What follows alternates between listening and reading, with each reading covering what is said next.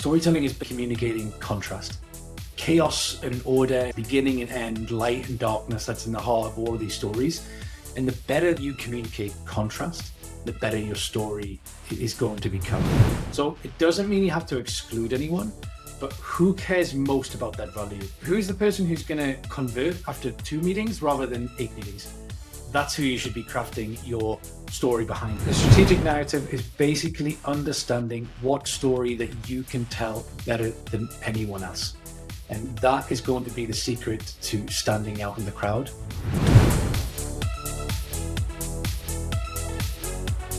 Without a strategic narrative around your SaaS, people don't really truly understand what your SaaS actually does. Marketing, sales, and product teams deliver conflicting messaging. Buyers struggle to see why to choose you over the competition. This is why we're going to talk about strategic storytelling today. Specifically, how to craft a strategic narrative. My guest today is Elliott Rayner. Elliott has spent over a decade in the sports industry, creating products for the FIFA World Cup, Olympics, Adidas, Essex. 6 years ago, he moved into tech, leading marketing at Babbel, Arian, before joining agency Owow, where he worked with hundreds of brands and ventures to shape their products and stories. Along this way, he developed a framework to help teams craft clear, compelling strategic narratives. So without further ado, welcome, Elliott. Thanks so much for having me. You're living in the Netherlands, so you're used to our Dutch directness. So we're just going to dive right in. Why is creating a strategic narrative important for B2B SaaS companies? I don't know about you, but in my opinion, marketing seems to get harder every year. I think if you look at the amount of competitors, they're getting more and more. And with AI coming in, I think you're only going to have more of them.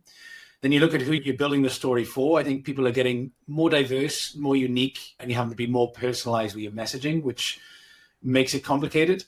And then also, I think our products are getting more technical and complicated as well. Every dimension of the role is getting more complicated. A narrative is the one true thing that can make you stand out, because your product's probably going to sound the same. You're probably speaking to the same customers. Your brand, as much as you like to think it's unique and groundbreaking, is probably sounding the same to everyone on LinkedIn. I think strategic narrative is your best way to find something unique. Find out what you can say better than anyone else. That's usually the thing that works. That's the whole purpose of a strategic narrative. Yeah. You send over materials like your workshop and the book you've written, and then you stated what you'll gain out of it. So if you turn it around, now we know why it is important. What do you actually gain when you do? Yeah, there's 3 things. So one is differentiated value. So for product marketers, you should be communicating not your product. The product's less interesting rather than the outcome. Tell me what your product is going to do for me. What is my life going to be like with your product and without your product? Make that clear to me. What's the value? And that needs to be differentiated. How is your value different to the 50 other guys who are offering me the same value? So that's building block number 1. Number 2 is your ICP. So most people, we spend a lot of time in this, developing our personas, understanding your audience. But the main thing is that the same story doesn't work for everyone. And the more you cast that net, the more vague your story and comms become. So it doesn't mean you have to exclude anyone, but who cares most about that value? Who's the person who's going to convert after 2 meetings rather than 8 meetings? That's who you should be crafting your story behind. So that's number 2, is understanding who is my ideal customer profile. And then 3rd, where I spend most of my time with clients now, is credibility. What is your social proof? You can say you're the best and you deliver all this value, but people are cynical, rightly so, because we're bombarded with information. Why should I believe you can do this? Don't tell me, show me. Show me how good you are, whether it's case studies, testimonials, or something creative. I think that's the 3rd pillar. That's all the ingredients you need for a strategic narrative, of those 3 pillars. And it's usually what I try and push people to spend a bit of time working out what those 3 answers are.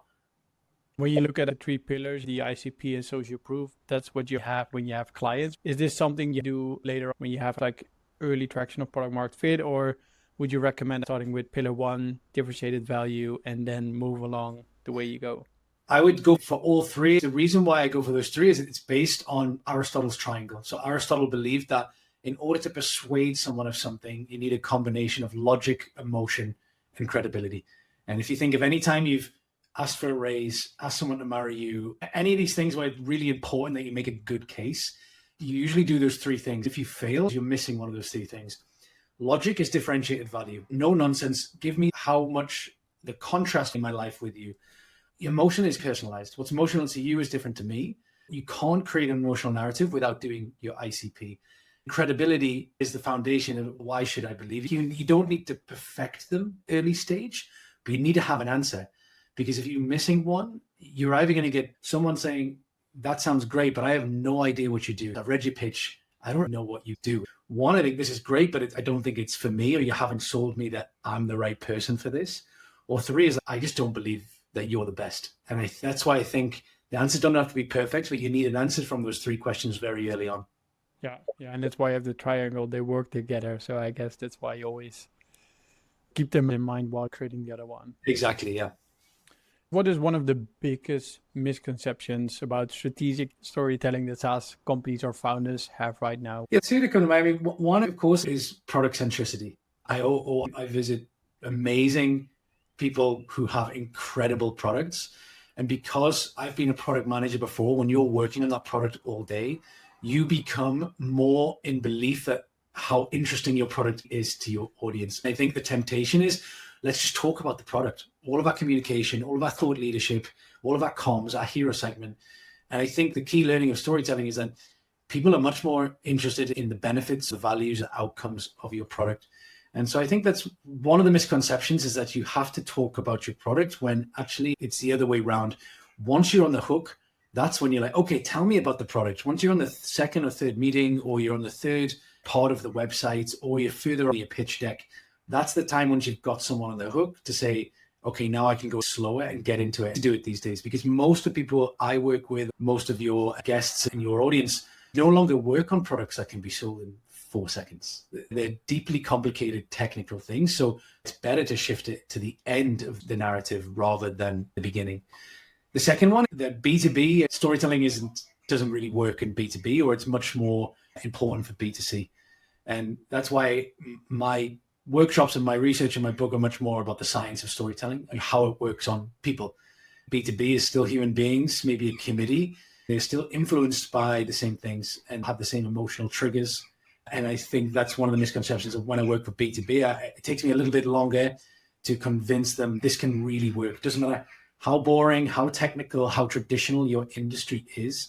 This works just as well in fashion and sports as it does for cloud cybersecurity. Yeah. In the end, you are selling to humans. Of course, those humans are hearing 50 pitches.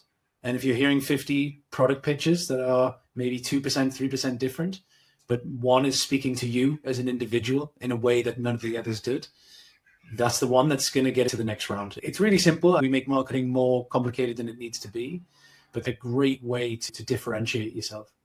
And do you work with product-led growth companies or companies who have those demos or sales conversations first before showing the product? User experience is storytelling. You look at Babbel, where I was doing product marketing there, and all of Babbel's language learning is based on storytelling. It's for a good reason. You remember 20 times as much information when it's delivered as part of a story. So when learning a language, that's an important thing. And so they realized that the more that we bring user experience towards telling a narrative, the more engaging it's going to be. And yeah, it doesn't have to be campaigns. You can make your product tell the story, but you need to understand something important. I worked with so many great mentors at different companies who would tell me, great product has a great story. And then I would say, what makes a great story? And most people would say, I have no idea. And that's what got me interested in what's the difference between a good story and a great story. And that's when I started reading and researching, going into the psychology of why humans just love storytelling. Yeah. What is a good story? What does it consist of? Before we dive in, one more regarding common mistakes. You mentioned talking too much about the product early on. Are there any other common mistakes companies make while creating a strategic narrative? The focus on features is an interesting one. I think the lack of personalization when it comes to features is something that it always takes me a while to prove to a client why that's important. One person doesn't need to read 6 reasons we buy. The best way to spend time is understanding which feature do these 6 different types of personas, which feature works best for them. There's a great concept called anchoring, which proves that your memory retention for the first feature read is 80% higher than the rest. You read the first feature, absorb the rest, and forget them. And so it's these kind of things that I think if you look at most websites, you'll still see 6, 7 features as you try to cram it all in. And I think that's a misconception. You can get it later on, but go in with your strongest weapon, personalize and customize it as much as you can. Nice. Let's dive into how to actually implement it. Somebody's listening and they say, yes, I want to start building a strategic narrative. What is this step-by-step approach? Can you walk us through it? Yeah, I think there are multiple levels. One is to build a strategic narrative. The other is implement better storytelling, which you can use even when writing a line of copy. For the strategic narrative, I go through 3 stages: logic, emotion, and credibility. For logic, it's a positioning exercise, mapping out competitors and alternatives. We like to think we get business stolen by our competitors, but most people just say no and do nothing. You're competing against the alternative, which is nothing. You then, from that, have a better understanding of your unique attributes, and then can build your differentiated value. So I go through that exercise of figuring out what is the thing that we can tell better than else and what's our value. Next, personas. I think every place I've worked has a different format for personas. There's hundreds of ways to do it. But for me, it gets a little bit overcomplicated. I really look at what are the CFOs from Switzerland? Are they 14 to 19-year-olds, part of the committee? You just need a name. Then find the conflict, many pain points, but what's the one thing that's going to make them click on? Then you identify trigger. So what is the thing that I've got that resolves that conflict, just like in a narrative? And it's the how. So important for B2B. You can convince one person, usually the CMO, because we're persuadable, but then you don't do it. They're going to pitch it to the CFO, legal, and everyone else. And so you need to keep that in consideration as well. As have you built a narrative that doesn't just appeal to one champion, but then can be retold confidently and appeal to the rest of the buying group? Finally, number 3 is credibility. This is the most important thing to prove your value. I've built a canvas where I think there's 5 ways to communicate credibility. And I usually find out what is that one. Is it legacy? Maybe you've been around for 100 years. Maybe you've built 17 products before this. Maybe you're owned by a parent company. That can help. But with most clients, maybe they're new. Maybe they don't have that backing. And that's where they have to be more creative. What's your IP? What's your relevance to a subgroup? Can you prove to be an expert in a specific area? Or is it something more creative where you can actually show how your product works and the difference that you can bring? But those are the 3 elements that you can use as the building blocks. And once you have that, that then becomes your battle cards, your messaging, your landing page. The strategic narrative shouldn't be something that you agree on and it sits on the cloud and you all go about your jobs. It should be instantly translated into these dynamic documents that then reach the customer. And I think that's the most important part of building a strategic narrative. Yeah. Is it almost the same as positioning? It's almost positioning plus. Positioning leaves out credibility. And also for a lot of positioning documents, not understanding the committee part, because you're positioning towards sometimes one type of person.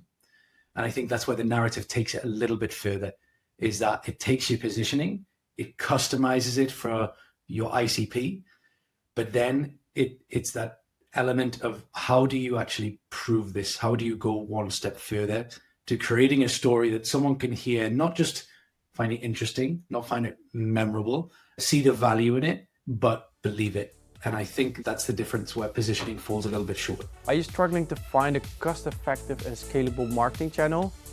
Check out Reditus.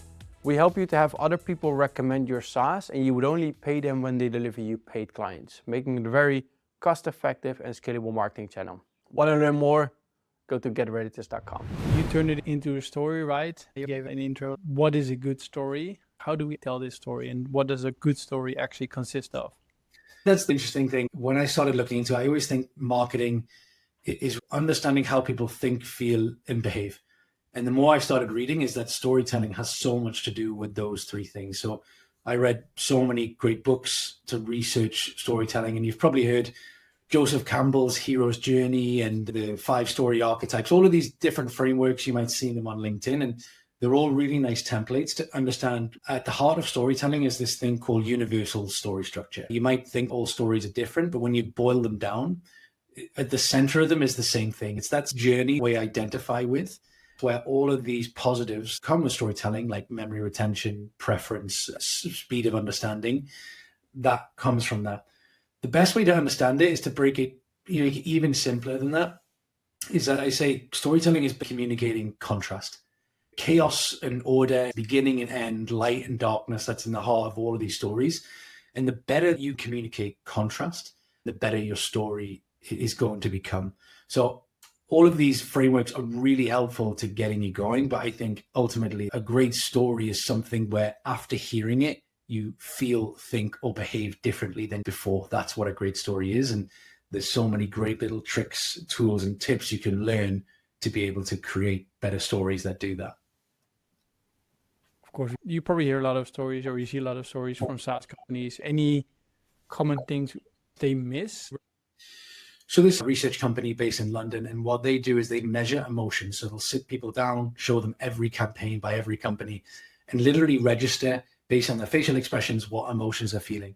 And that's one of the misconceptions as well, is that there's many different types of emotions, right? There's fear, anger, contempt. And the one that most companies build towards are happiness and surprise, because we want to make you happy that you see the value, and surprised through innovation. Their research shows the more you feel, the more you buy. But what most companies do is just try to throw everything into those two green emotions, those positive emotions. But the most successful campaigns that they've measured are the ones that use negative emotions as well. Conflict, contempt, fear, and anger. And if you think of most movies you watch, this is it. You see something bad in the beginning, then you get the resolution at the end. That's a great storytelling. A good example of this is how this reflects in the product is challenger sales. Challenger salespeople will not sell the dream.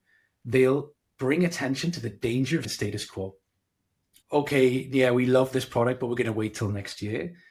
That's selling the dream. But another way is you're going to fall behind your competitors if you do not make yourself future-proof. That's a great example of storytelling. You're saying, this is how things are now. This is how bad things could get, but this is how good things could be with us or your brand. And it's a very simplified version of that hero's journey. But I think that's a nice little tip is to, if you don't have conflict in your story, if it's all rainbows and butterflies, it will never resonate and connect as much as if you're bringing in that conflict to your story. It's interesting because when you go to many SaaS companies, like probably 99% of them do indeed have something positive, like we are an all-in-one platform, or we do X or we do Y, we deliver these benefits, but they don't go for conflict. It's just underused. It always end with positive, lead into the positive, but there's this element of, you understand, it's a way to also build common ground, that we understand how tough your life is. We understand how difficult your job is. Making that in the beginning, and there's some brands that do it well, but it's one of many little tricks researching the science of storytelling. Then you can start bringing these little elements in to make it a lot stronger. Yeah. So think about starting with conflict, bring them on a journey, and then end with something positive. Yeah, exactly. Watch any Disney movie. Your children cry at the first 10 minutes when someone dies. Almost always they go on a journey and then things are resolved at the end. Story Brand, the book, very famous for storytelling, is built on this idea that these 4 elements of the hero's journey: protagonist, a customer, then they have a problem with pain points. You come in as the solution to that problem, and at the end, you create value. And you can pretty much use that as a nice template for most messaging. Very simplified, but it just exposes this thing that's universally true, is this is something that connects with us and works really well. For most people, when they say, can you create a story? It's great to have something that gets you away from the blank page and usually gets you start creating and experimenting. And that's when you're going to find something that might be a little bit different to what else is in the market. Yeah. We always make it sound nice or easy on podcasts. Like when you look at what we discussed, follow the triangle, logic, emotion, credibility, and create a good story with the universal story structure, having that contrast from conflict at the beginning, ending positive. Where do most companies struggle when they want to implement this? I think it's that idea of it becoming a strategic document with positioning and personas.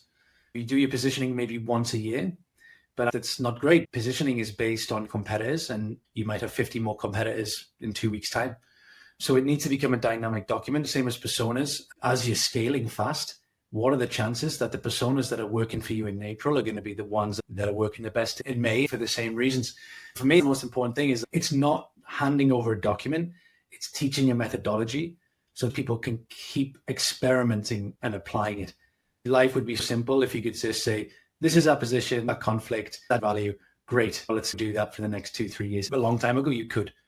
But now that's why that's the most important thing, is that don't see it as a document you download and save, but see it as something that you learn, that you keep applying every single day. And it's just a way of thinking. And the good thing is there's so much of it's very obvious. So much things that you've already thought that, you already knew it, but you'd never read it before or seen the statistics behind it. It's nothing revolutionary. It's things that you already knew when you saw, why did that campaign work so much better than that one? Why did that product launch or that go-to-market go better? The reasons why it did or didn't are usually connected to storytelling. You're missing something or you miscalculated. And by training yourself, you're much more equipped to spot what you're missing. Finding the framework, following the foundation to get your storytelling up in order. Yeah, and just like spending a bit more time in the psychology, which I think, I don't know what your experience is, but we now so metrics obsessed, living in the numbers. It's good to step back and think success is based on decision-making. And decision-making is behavior and what influences behavior. So I think also just it's a nice chance to get away from frameworks and train yourself as a marketer, not a performance marketer, but like a true marketer, to say why is something working and why it's not. Are there any SaaS companies you think are doing it really right now? I just got a nice trip to Miro for their product launch to see how they're integrating AI and working closely with their audience. I think that's a product that has evolved incredibly well. Canva is a very obvious choice as well, where I can imagine in 5 years, Canva will be very little to be about design, because what they're doing is just making workflows easier, and that can be applied to a lot of different places. Once again, the way they get people to become power users is very interesting. I see people sharing their work proudly across social channels for free. That's always a dream when you're doing it well. A couple of those ones that I think do it really well. The obvious one, Duolingo, I talk about a lot as well because I used to work for Bowel, but my God, the way that they rely on the data and the science and the gamification, of course, these ones there's so many little lessons to learn. Yeah, but they combine the data indeed, as you mentioned, with gamification, or I guess that is of course gamification, but they combine the data with the story. You have this, what is actually a bird, which becomes sad when you don't Exactly back all the time. They were the masters of getting you back in. If it was any other app, it would seem sinister. In this day and age, we're curious about screen time and the negative mental health issues of it. But like learning an instrument or a language, if you drop off, a habit needs to do it constantly. And most people who don't learn something is that something happens, they don't log in for 3 days and then they're gone. And so they knew that's where they have to make the app completely about. Streak is a very interesting thing, right? Why does anyone care about keeping a streak? But people do. And a streak is a good example of understanding what your audience needs to come back. Very carefully done, and it's been a fantastic feature. Yeah. Is it something more in B2B SaaS? Because you see a lot in B2C, Duolingo. I use my fitness pal, I guess, to log my calories, things like that. They also use Streak. I haven't seen it that much within actual business software yet. I think you see it quite badly done. Progress is a really important. Human beings love to see that the more I put in, the more I get. And that can be a difficult thing to visualize. I just bought a Whoop bracelets. I've tried all of these things and different gimmicks, and it took me a while to see the value, but what they do is brilliant. And this is completely subscription. If I stop paying, the bracelet becomes useless. It's a big price and a commitment. They bring health down to 3 things: sleep, strain, and recovery. It's genius because it can tell me everything. But I understand that if I sleep better, I'm going to feel better. I understand if I don't exercise, I'll get weaker. I can't keep doing either if I'm not letting my body recover. I log in to see those 3 scores every day. They've made it meaningful for me. And I think that's the thing, is all of these successful things, they found a way to make it meaningful. And you can only do that by understanding your ICP, their conflict, and understand how you can solve that conflict. So I think it's a nice connection to strategic storytelling. You mentioned people love progress. So ideally, we take them on a journey within the app to get them to the conflict first and then to the end result they're hoping for. Show them why it helps to engage with the product, communicating contrast. This is why you get a weekly report. This is how much time you've saved. This is how much money you've saved. This is how fast you've done it. To make it visual, to make it clear that you're getting this value, constantly demonstrating your value to the customer, that and finding unique, incredible ways to do that, to prove it. These brands that are able to, one, attract a lot of people, but then keep their churn to a point of really low, because the people who signed up a long time ago are still finding value even after using the product for a very long time. Because you looked into many kitchens, especially with the agency where you work with different kind of companies, are there any common challenges or obstacles while people try to implement a strategic narrative, and any ways to overcome those? A big one is something I've noticed my whole career, physical products, digital products, sports industries, is the weak relationship and alignment between sales and marketing. It's amazing how you can interview a marketer and say, tell me what value you create, who it's for, and why you're the best at it. Those are the three questions I always ask around a company. And if you ask 10 marketers in a company and 10 salespeople, how different those answers will be. And then you're trying to convince the people outside the company who you are, what value you create, who it's for, and why you're the best of it. And if you find internally, how can you do it externally? Especially in this technical B2B SaaS world, you might have to speak to your customer. I read today, on average, 60 brand touch points before making a conversion, 100 if it's an extra technical company. How much inconsistency is there by the time you've got to 30 touch points if sales are saying one thing and your website's saying the other? So I think that's one of the biggest ones. Is I very rarely do a workshop with just marketing people, because it's not going to help. You need sales champions and product champions as well.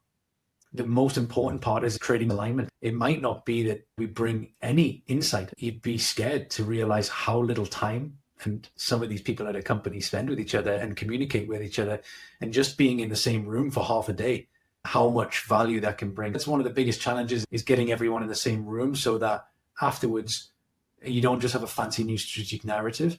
Everyone in the company is bored and ready to roll it out. Yeah, that's the most important part, right? They're actually bought into it, rather than marketing says to sales, hey, here's our new narrative, go out there and do it. I mean, there's nothing worse. You can imagine crossed arms when you go to sales and go, oh, what's marketing done now? And especially if it doesn't ring true for them. Okay, we're going to focus on this. And my last 5 customers converted because of the other thing.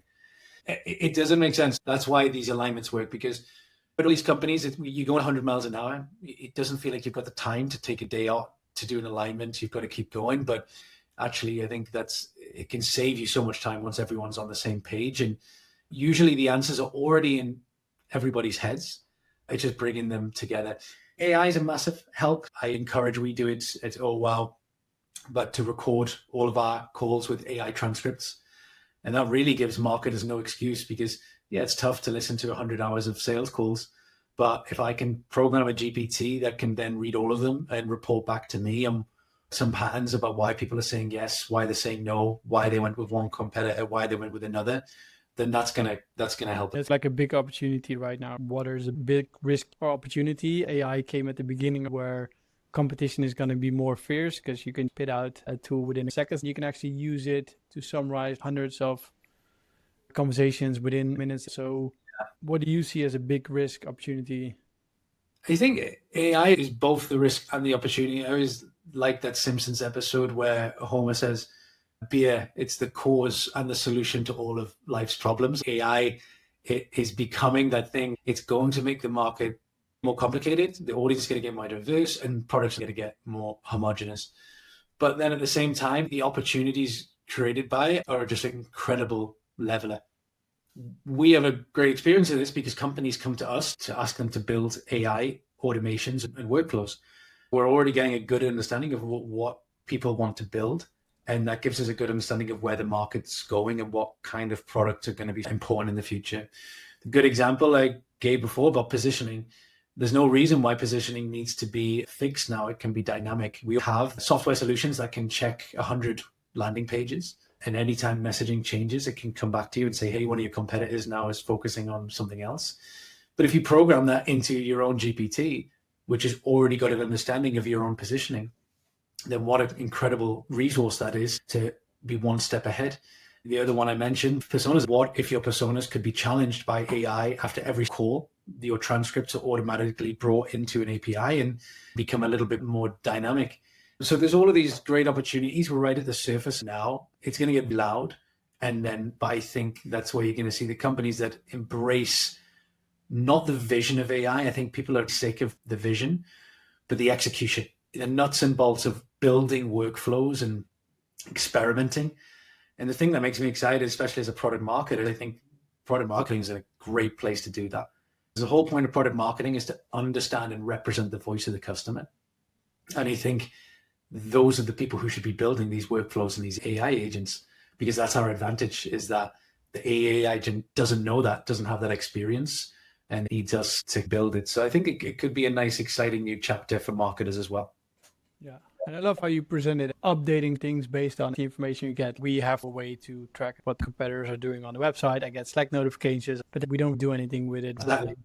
Or you have conversations with clients or customers and think we might have to switch, but then you never actually change certain foundations. I really like it. It becomes dynamic rather than static. That was the problem. You go into most companies and ask anyone in the company, what are your 3 personas? And they'll go, I remember that workshop or that document. But can they code it 1, 2, 3? No.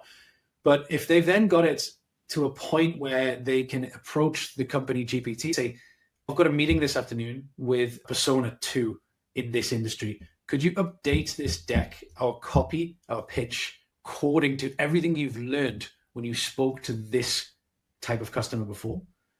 Straight away, sales are going to be using personas, and it's going to get a lot easier to do that. These are exciting opportunities for marketing to get a lot more scientific. I love this example. We're going to wrap up the topic strategic narrative. If you had to summarize your best advice on creating a strategic narrative in 1 or 2 sentences, what would you say? The strategic narrative is basically understanding what story that you can tell better than anyone else. And that is going to be the secret to standing out in the crowd. That would be my clear-cut advice. Yeah, cool. Thank you. So regarding this podcast, we always ask 2 final questions. So when we talk about growing a B2B SaaS, like what kind of advice would you give a SaaS founder who's just starting out and now trying to grow to 10K monthly recurring revenue? This is the era of experimentation. So don't fall in love with anything that your company's doing. Leave nothing off the table to being chopped off, whether it's your brand name that you love, whether it's your most important product that you think has product market fit, your messaging, your favorite customers. This is the age to be quite brutal, because you've still got a very great opportunity to change direction quickly, and you need to be non-biased to do that. So try not to fall in love with anything and keep an open mind that it doesn't matter what succeeds, you just want to succeed. So keep an open mind about that. Love it. Haven't heard this one before. Be brutal and keep experimenting and don't fall in love. Love it. Yeah.